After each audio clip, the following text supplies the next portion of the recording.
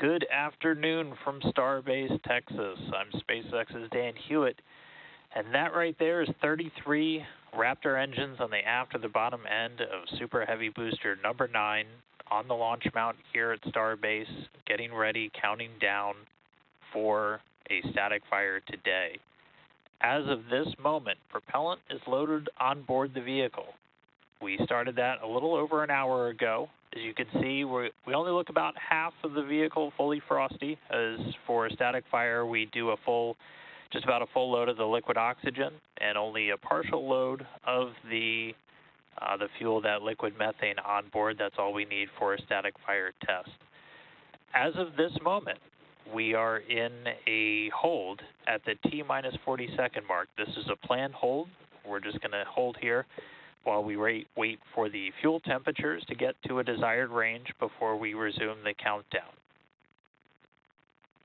Once we see everything in the right range, we'll get ready to start counting down. We'll get the clock up and it'll start rolling from T-minus 40 seconds.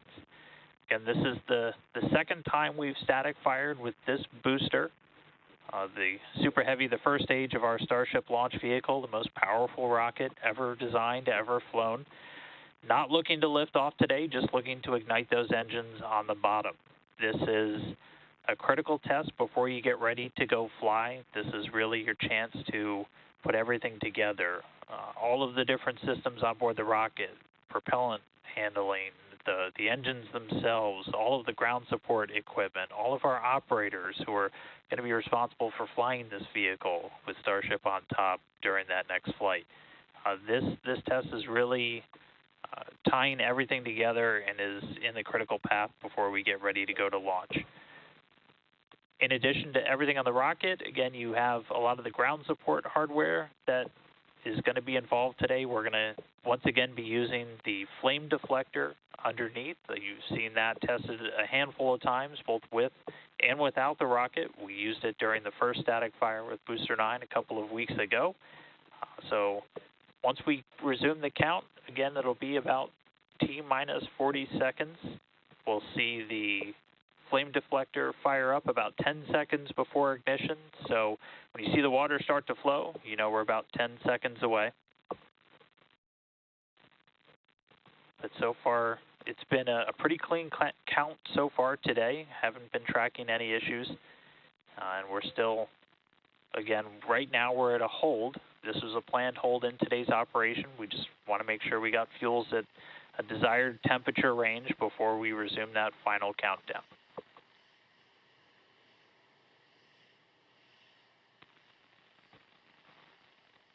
And so with static fire, we're looking to do what's called a flight-like startup. So this is us putting the hardware in essentially a flight-like environment, as close to what it's going to see on an actual launch day. And this really gives you an opportunity to see how all the hardware behaves when it's all interacting together. We tweaked some of the startup sequence from the last time we did a static fire, as we just continue to fine-tune, learn about the hardware as we put it through the paces, and fine-tune, make our operations just as we get ready to get on to flight number 2. But again, we are still holding at T-minus 40 seconds. We'll hold here for a little bit longer, still watching the temperatures on those fuels. Once we're in a desired range, see the clock come back up, and we will start counting down.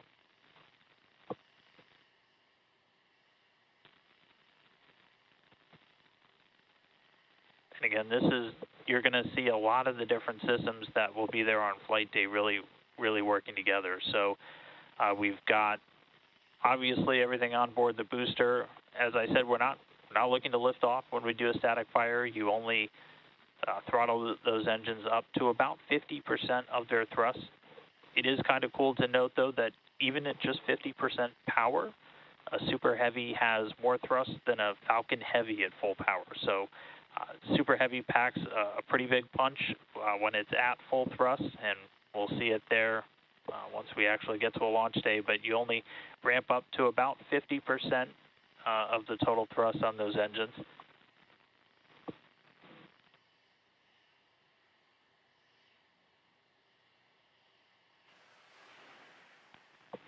And hearing some good news, sounds like our clock has started to roll, so we are less than 40 seconds Clock is rolling, away T-minus 30 seconds. from static fire. T-minus 30 seconds and counting.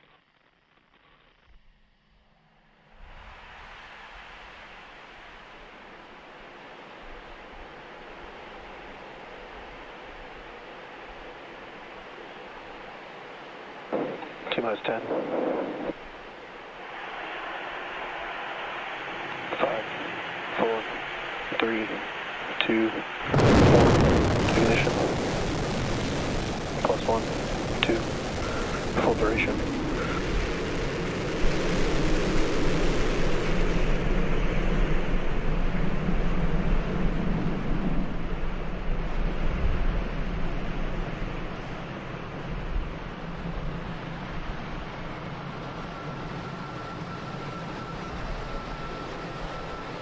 Booster 9 static fire complete.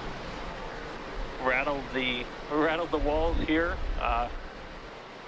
over at Starbase, but we did hear the call out of full duration. At this point, the teams can start going through the data, look at how many engines fired, how all the tanks behaved, everything. But great to see Booster 9 lighting up down here in South Texas once again. We did hear that call out from the flight director for today's operation that we hit a full duration. We were targeting about a 6-second firing of those engines. But Booster 9 static fire number 2 complete.